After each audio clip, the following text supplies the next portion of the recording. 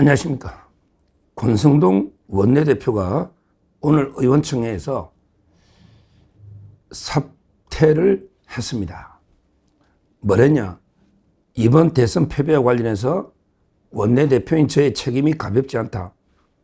책임을 회피할 생각도 변명할 생각도 없다. 이러면서 이제 이거 사퇴를 한 겁니다. 그리고 이제 이거 대선 패배는 단순히 비상계엄과 탄핵에 대한 심판이 그치지 않는다. 집권 여당 국민의힘의 분열에 대한 뼈아픈 질책이다. 단순하게 계엄과 탄핵에 대한 심판이 아니고 국민의힘의 분열에 대한 뼈아픈 질책이다. 이렇게 이야기를 했습니다. 그러면서 이게 뭐라고 이야기했냐? 아마 이제 이거 한동훈계를 주로 겨냥한 것 같아요. 한동훈계를. 뭐랬냐면 이제 이거 나라의 명운이 걸린 선거에서조차 뒷짐지는 형태. 나라의 운명이 걸린 이 선거에 뒷짐지는 형태. 그리고 이제 이거 분열의 행보를 보인 부분. 그 다음에 내부 권력 투쟁을 위해 국민의 힘을 음해하는 민주당의 논리를 칼처럼 휘두르고 민주당의 칭찬을 훈장처럼 여긴 자해적 정치 행태에 대해서 이제 이거 분노하는 국민과 당원이 많다. 이게 그 한동훈계로 보입니다. 한동훈이가 이제 이거 이재명이하고 완전히 붙어가지고 모든 게 그 내란, 탄핵, 내란 프레임으로 이거 했잖아요. 그러면서 이게 그 계속 내부 분열, 그 다음에 당권 투쟁을 한 거 아닙니까? 오히려 민주당이 칭찬해 주니까 한동훈 대표 계엄 잘 막아 칭찬하니까 이걸 훈장처럼 여기고 민주당의 논리, 내란 청산, 이걸 이렇게 그대로 가져와서 칼을 휘두른 이런 이제 그 한동훈계에 대해서 강하게 그 비판하면서 사퇴를 했습니다. 마지막으로 이제 그 권 원내대표가 오늘 의원총회가 이번 패배의 원인을 가감없이 직시하고 향후에 올바른 당의 체제를 논의하는 보수 재건의 자리가 되길 기대한다. 이렇게 이야기를 했습니다. 먼저 이제 그 권성동 원내대표는요, 참 이게 뭐 호불호도 많고 장점 단점도 많이 있는데 뭐 저도 이게 개인적으로 잘하는데 개인적으로는 상당히 소탈하고요. 투박하면서도 이제 또 이게 강단도 있어요. 어제 이재명이 오는데도 이게 그냥 앉아 있잖아요. 혼자. 이재명이 있는데도 이재명에 대해서 무자비하게 싸우고 직격하고요. 일어서지도 않잖아요. 옛날에 중앙대 다닐 때 이재명이 뭐 거의 뭐 가르치고 데리고 있었던 이재명은 이게 그 권성동 꼬봉이라 봐야죠. 학교 다닐 때부터 중앙대에서. 그러니까 상당히 그 강단도 있고 싸움도 잘 합니다. 좀 투박하기도 하고. 근데 문제는 이제 권성동 원내대표만큼 이게 정치적으로는 욕을 많이 얻은 사람도 없을 거예요. 이거는 이게 부인할 수 없어요. 왜 그러냐면 이게 저도 뭐 많이 비판했지만 처음에 박근혜 대통령 탄핵할 때 그때 법사위원장으로 탄핵 소추인단 했잖아요. 이번에 정청래 역할을 했죠.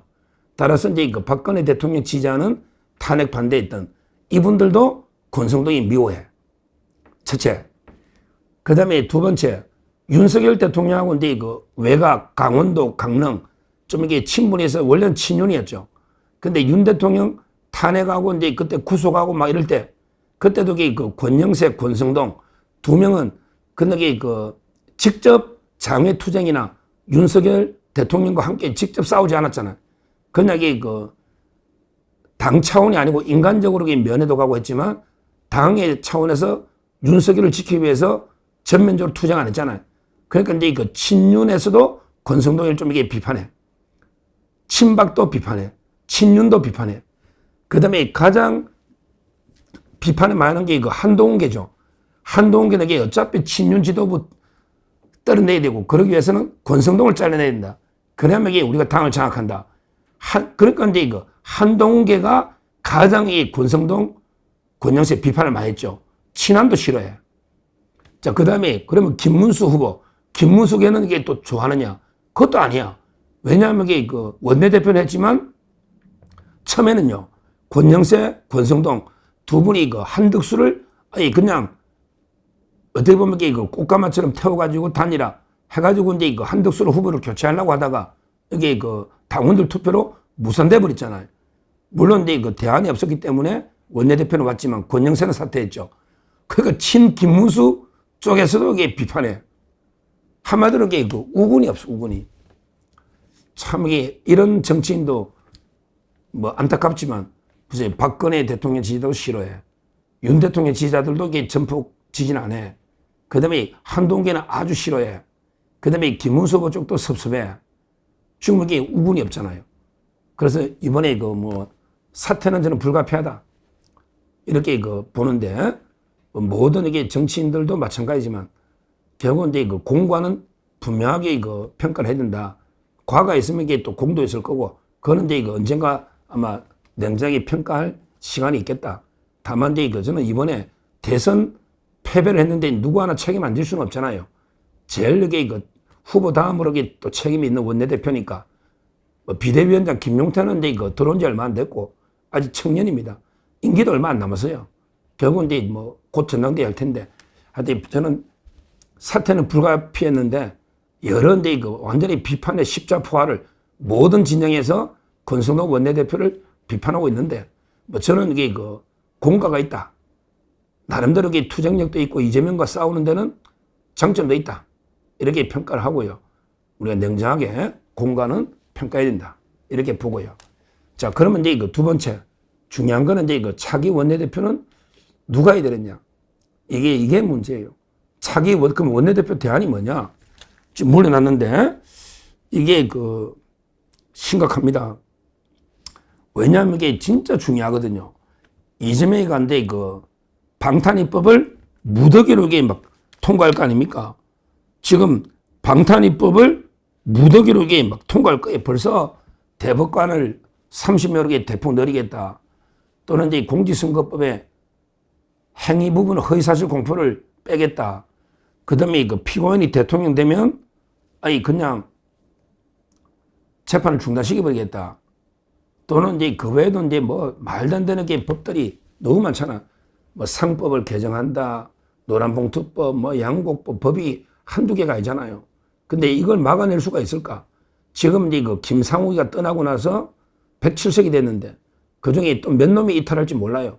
벌써 민주당에서 작업하고 있을 겁니다. 100석을 무너뜨린다. 그러면 우리 200석 뭐든지 한다. 이런 상태에서 그 원내대표는 진짜 그 독이든 독배입니다. 독이든 성배가 아니야.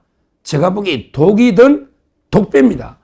그러니까 그게 죽으라는 자리거든. 이번에 원내대표를 하면 네가 죽어라. 이런 게 저는 자리다 이래 보거든요. 안 그러면 이게 이재명의 부역자로 사꾸라로 이게 그 비판을 받거나 아니면 이게 막아내려도 이게 막아낼 힘이 없는 무기력한 정권 초잖아요. 과연 이게 누가 원내대표를 하려고 할까? 모르죠. 지금 이제 이거 한동훈계에서는 뭐 조경태, 계속 이 조경태가 육세니까 조경태를 아마 밀었을 거고요. 한동훈 당권, 조경태 원내대표, 한동훈계에서는. 그 다음에 이쪽은 지금 저는 친윤은 없다 봐요. 결국은 이제 이거 계보는 친한동훈 이쪽막에 계보가 있지 나머지는 이미 윤 대통령 나오면서 분화가 돼가지고 친윤이라는 게 이런 계보는 없어요. 그냥 반한동훈이 있지. 반한동훈. 그러니까 친한동훈. 그 다음에 반한동훈. 이거는 있을지 몰라도 이미 구심점으로 친윤. 이거는 이제 없다고 저는 보입니다. 과연 이제 이거 한동훈 쪽에서 조경태를 밀면 이쪽에서 이게 누구를 내세울까? 뭐 여러 이제 거론된 사람이 있죠. 뭐 원래 당대표급으로 이렇게 거론되던 분들도 원내대표로 갈 수 있죠. 대표적인 뭐 나경원 원내대표 했지만 그 다음에 그 윤상현 그리고 이제 그 안철수 이런 사람들이 그 원내대표 또는 당대표니까 역할을 나눠서 되고 그 다음에 그 박대출 의원이라고요. 이분이 참 진국입니다. 박대출 의원이 이번에 김문수 캠프에 제대로 역할을 했잖아요. 박대출. 이분도 아마 사선이가 그래요. 제가 옛날 황교안 대표 때부터 잘 알거든요. 박대출 의원도 충분히 뭐 저는 원내대표 가능성이 있다. 뭐 이렇게 봅니다. 저쪽은 조경태도 있고 김태호도 있었죠. 옛날 김태호. 김태호는 약간 이게 중립인데 그것도 사선이거든요. 제 그 거창에 고향 선배인데 하여튼 김태호가 옛날에 권성도와 붙었잖아요. 또 넣을 수도 있겠죠. 김태호. 그 다음에 조경태. 이쪽이 한동훈 쪽이고 그 다음에 반대로 안철수, 윤상현, 나경원이 여전히 있고 그 외에도 박대출 이런 분들도 그 상당히 거론되고 있습니다. 근데 중요한 거는 누가 맡아도 최악의 그 악조건에서 원내 사령탑, 정말 이게 독이든 독백 아닌가? 서로 이게 과연 누구 하려고 할까? 아마 누가 될지 오늘 한번 지켜보고 제가 속보로 권성동 사태까지만 말씀드리고요. 또 이제 원내대표가 바로 정해지면 또 속보로 전해드리도록 하겠습니다. 감사합니다.